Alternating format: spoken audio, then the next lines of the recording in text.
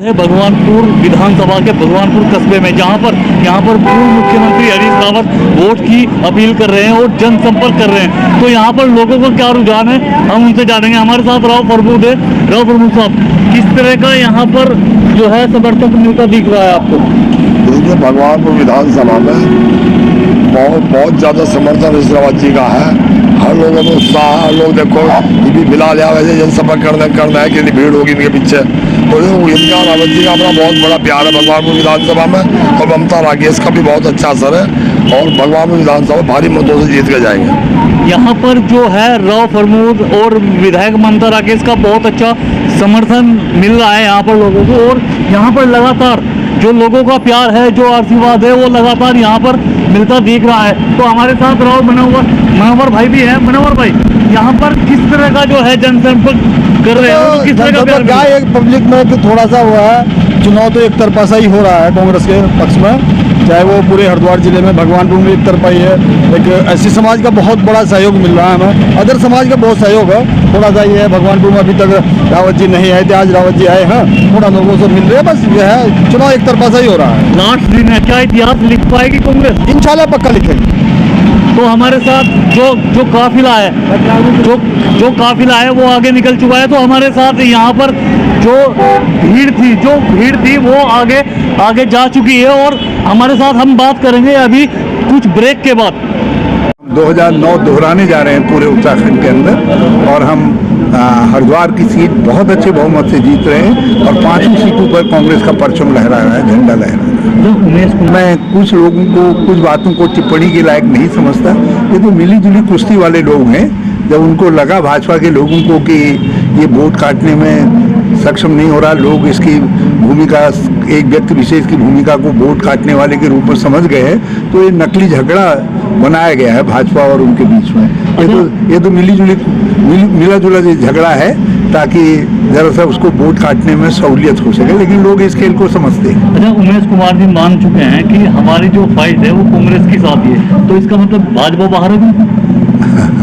मैं इस बात पर कोई टिप्पणी नहीं करूंगा। हमारे संघर्ष भाजपा से ही है, क्योंकि भाजपा ही को अभ्यस्त करना है। देश में भी भाजपा से है, और उत्तराखंड में भी भाजपा से ही हमारा संघर्ष है।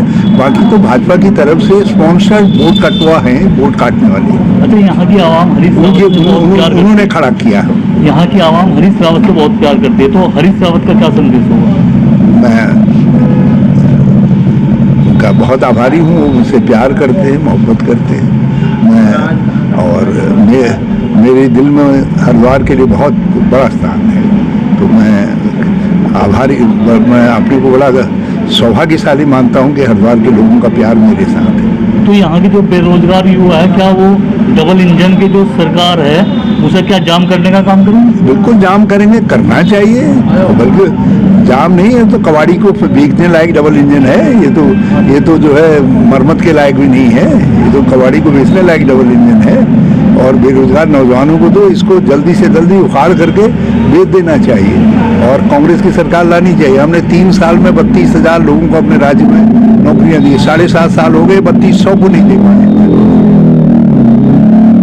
यहाँ हरिद्वार में वोट मांगता फिर रहा है। एक राकेश है जो कांग्रेस के नेता हैं, उनसे बात करेंगे। यहाँ पर जो 2 दिन पहले यहाँ पर वोटिंग हुई 2 पक्षों में, भाजपा और उमेश कुमार ने जो प्रत्याशी है, वहाँ पर जो आरोप भी लग रहे हैं कि भाई यहाँ पर सुबोध राकेश पे भी आरोप लगे कि आपने दलित समाज को नुकसान पहुँचाया कहीं ना, तो इसमें क्या मानते हो आप? ये जो आरोप प्रत्यारोप का जो मामला चल रहा है, ये पूरी तरह एक साजिशन मैं इसको मानता हूँ।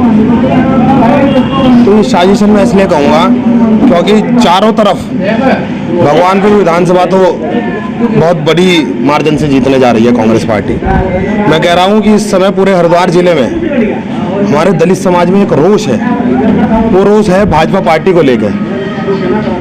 उस रोष को आप संविधान के खिलाफ, जो भाजपा के प्रत्येक दिन बड़े बड़े सांसद एक छोटी चीज़ नहीं होती है, जो बाकी नेता जो हमारे समाज के नेताओं की रहनुमाई, हमारे समाज के रहनुमाई की बात करते हैं, हमारे समाज के साथ खड़े रहने की बात करते हैं, मैं उन तक ये बात पहुंचाना चाहता हूँ। और मैं अपने समाज को ये बात कहना चाहता हूँ कि जो भ्रम फैलाया जा रहा है कि भाई दलित समाज के लोगों को कि संविधान नहीं बदला जाएगा, तो आप उन्हें अपने सांसद को देखिए। सांसद इतनी बड़ी चीज़ होती है जो आपको संसद के अंदर एक ताकत देता है कानून बनाने के लिए, एक ताकत देता है सरकार बनाने के लिए। तमाम बड़े बड़े चेहरे, बड़े बड़े सांसद ये बोल रहे हैं कि संविधान में हमें बदलाव करने हैं, बड़े बड़े अमेंडमेंट को। बदलाव नहीं, वो संविधान को ही बदलना चाह रहे हैं। इस चीज़ से बचना है। और पूरा दलित समाज, हमारा ओबीसी समाज, पिछड़ा समाज, मजदूर समाज, शोषित समाज पूरी तरीके से आश्वासन भी दे रहा है और पूरी तरीके से इस बार भाजपा को हराने की लड़ाई में साथ है। और जो ये एक दूसरे की बात कर रहे हैं, कह रहे हैं कि भाई दूसरे जो निर्दलीय प्रत्याशी हैं, तो निर्दलीय प्रत्याशी से मैं एक सवाल करना चाहता हूँ, क्या सारे के सारे इन्हें हमारा समाज ही अब याद आया है? इनका न्यूज़ चैनल था, कम से कम 15 साल से मैं मानता हूँ इनका न्यूज़ चैनल है, बड़े सम्मानित हैं वैसे, पत्रकारिता के लाइन में काफ़ी समय से सम्मानित है। क्या 2 अप्रैल को आप कहाँ थे? वो कहते हैं कोरोना के समय में उन्होंने वहाँ पता नहीं गढ़वाल में कहाँ तक सुविधाएं पहुँचाई है। तो एक बयान शायद 2 अप्रैल को भी इस समय उनका आ जाता।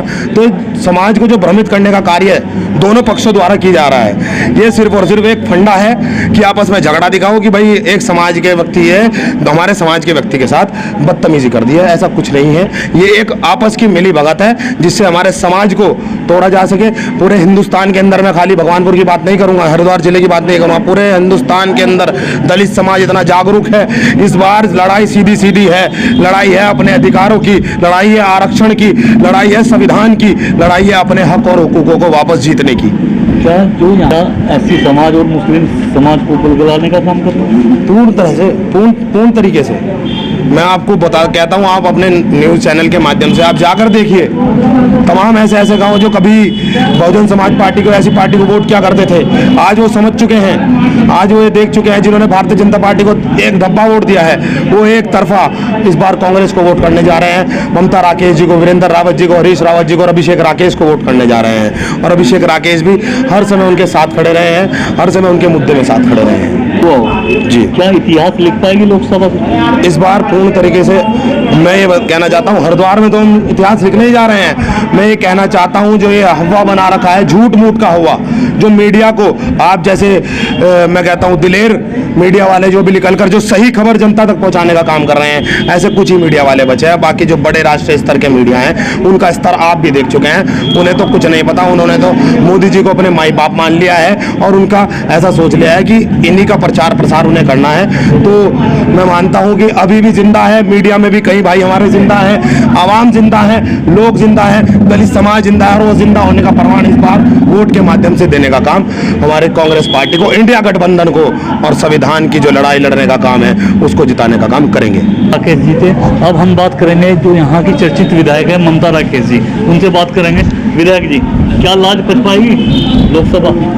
देखिए, निश्चित रूप से आप देख रहे हैं कि जिस तरह से अपार जन समर्थन और देवतुल्य जनता का बहुत आशीर्वाद मिल रहा है, निश्चित रूप से मैं कह सकती हूँ कि लोगों का प्यार ये वोट में तब्दील होगा और हमारे हरिद्वार से लोकसभा के सांसद वीरेंद्र रावत जी विजयी होंगे। यहाँ पर हर तरफ जो चर्चा चल रही है फिलहाल वीरेंद्र रावत की चल रही है और यहाँ पर जो देखा गया अक्सर कर जो सिगरोडे में आसपास के लोग यहाँ पर जन समर्थन मिला है वो कहीं ना कहीं काबिल तारीफ है।